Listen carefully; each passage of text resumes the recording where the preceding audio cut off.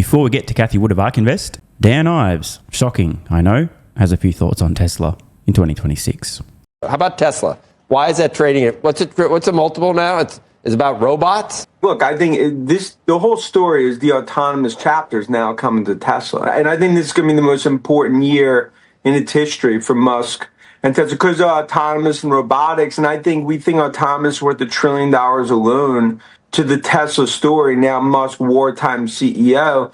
And it speaks to our view. Look, for the first time in 30 years, the U.S. is ahead of China when it comes to tech. And I think Tesla front and center in terms of physical AI. That's why we love that name. Dan is right. 2026, obviously the most important year in Tesla's history, although when has that ever not been true since the company was founded? That said, this is a big change. 2026 is the year of the Robotaxi. The Cybercab, already pre-production models being seen in Austin, Texas. Elon Musk confirming recently what we already know. Volume production of the Cybercab begins in April this year. Sometimes it's worth pointing out obvious things. So let's do something that's extremely obvious, but important. It's currently January. Next month is February. Then March. The month after March is April. Motherfuckers. Just a few months from now, Cybercab enters production. Volume production. And remember, this thing has been engineered to be as efficient as possible in terms of overall operating costs as a robotaxi. Cost per mile is going to be unbelievably competitive. Be a major issue for human-driven and competing autonomous vehicles. But a lot of people seem to be overlooking the fact that this is using Tesla's new, as they call it, the unboxed manufacturing system, a modular system to dramatically increase the speed at which they can manufacture this thing. They've rewritten the rules of automotive manufacturing.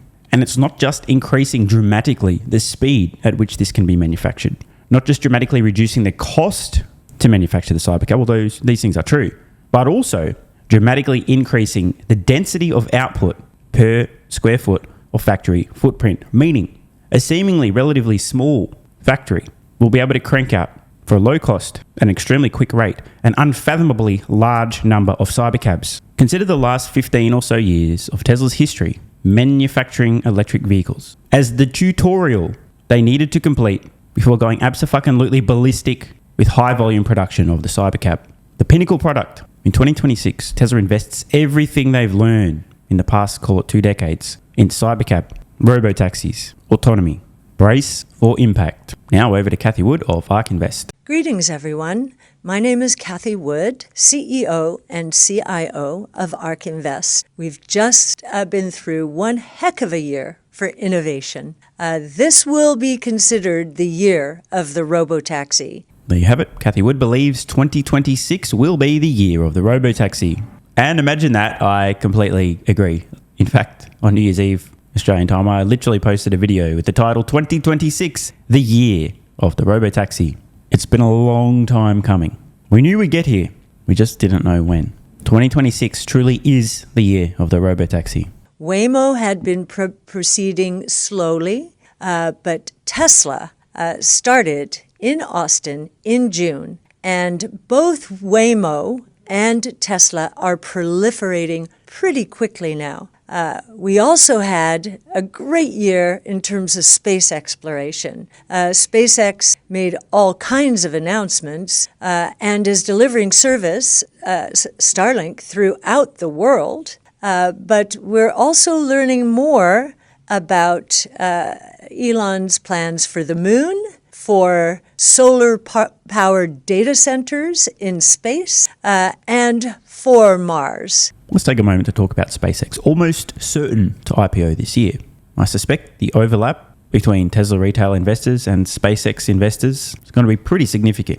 I also think that SpaceX will draw in a lot of first-time investors, first stock they've ever owned to be SpaceX. The number of space nerds out there utterly dwarfs the number of people who are interested in Tesla or autonomy. And if you thought Tesla stock drew in a disproportionate amount of sausage and tism, just you wait until the SpaceX IPO. Many will think, well, SpaceX is going public. I love space. Maybe I'll buy the stock. That might be as far as their thinking goes. But I suspect there's going to be legions of first-time investors piling into SpaceX just because it's got to be the coolest company, no pun intended, on the planet. There's no doubt the SpaceX IPO will be the biggest IPO in history by an unbelievable margin. May IPO at a valuation greater than Tesla is as I record this. So how in the flying fuck could SpaceX IPO with a valuation, let's just say, at $1.5 trillion? It turns out that SpaceX is not just and was not just a launch company. Believe me, had SpaceX been publicly traded since around 2010, the same time that Tesla IPO'd, the narrative for many years would have been, first of all, they'll fail. This won't work. Reusable rockets, are they high? Come on, bro. Then eventually it would have shifted, morphed into, well, the competition's coming. Just wait till Boeing and Lockheed Martin and NASA and China and Russia figure out how to do reusable rockets. Then the competition will come and SpaceX is cooked. Then roughly a decade or so ago, I think it might have been 2014 when Musk first shared the idea of Starlink, which, to use an analogy here, was roughly the same period that Tesla first signaled their intent to solve autonomy. And everyone said, oh, come on, bro, that's never going to happen, etc. Everyone thought Starlink was utterly insane.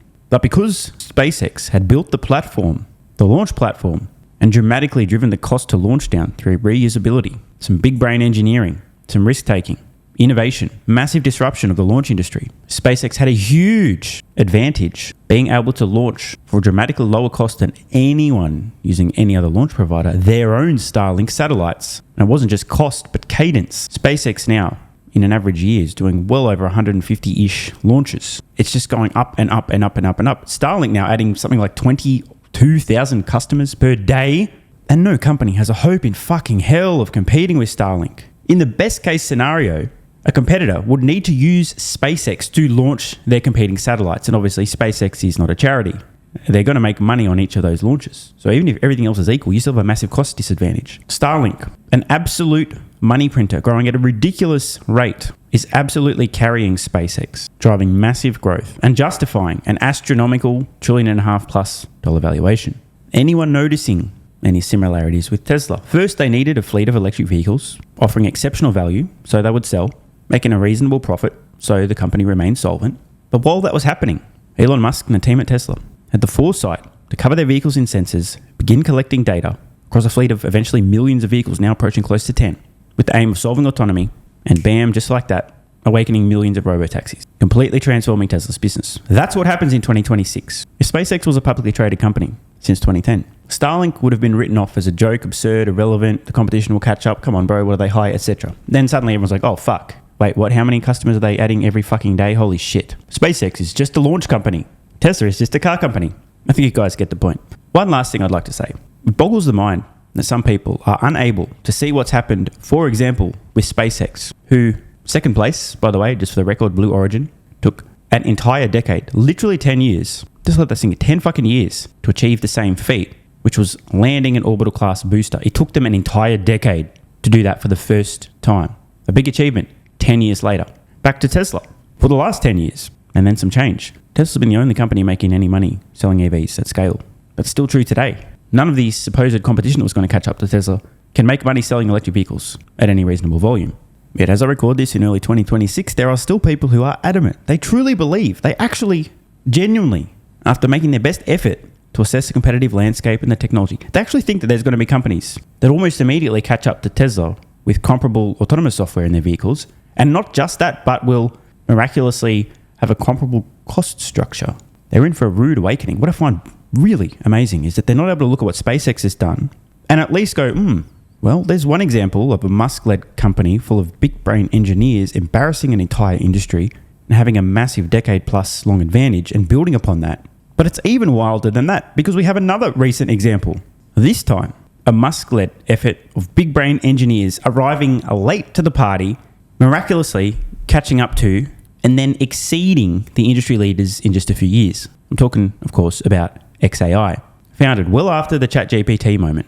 With a fraction of the headcount, Grok 1, Grok 2, next minute, Grok is the best in the world. You have the CEO of NVIDIA, Jensen Huang, literally saying that no one in the world other than an Elon Musk-led team could have built their AI training cluster even close to as quickly. You have experts in the industry scratching their heads going, how in the fuck did Elon and his team of engineers figure out how to coherently scale a cluster of GPUs far beyond what anyone thought was possible? Not only did they scale far beyond what anyone thought was possible, but do so in literal world record time.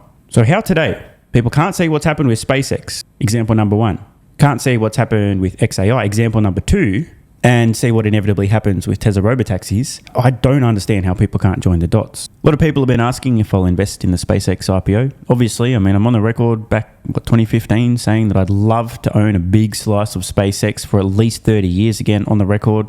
I featured this in a recent video, hypothetical share purchases. You can't make that stuff up. I clearly wanted a piece of the company back then, and hypothetically would have allocated 10 times as much capital to SpaceX as I would have to Tesla, which I happen to currently be all in on. So SpaceX, absolutely want a piece of it. Will I sell Tesla stock to get some? Absolutely not. And I could have got enough Tesla to go around, but I'd much rather just invest what I can save between now and then. Although I do have a very large expense currently preventing me from saving, which is called my annual tax bill. I sure am glad the government spends my tax revenue so efficiently. Such a pleasure to pay my taxes. But yeah, long story short, I will be investing in the SpaceX IPO with savings, so it ain't going to be much, starting from close to zero. But it's about time I started buying something other than Tesla. Want more content?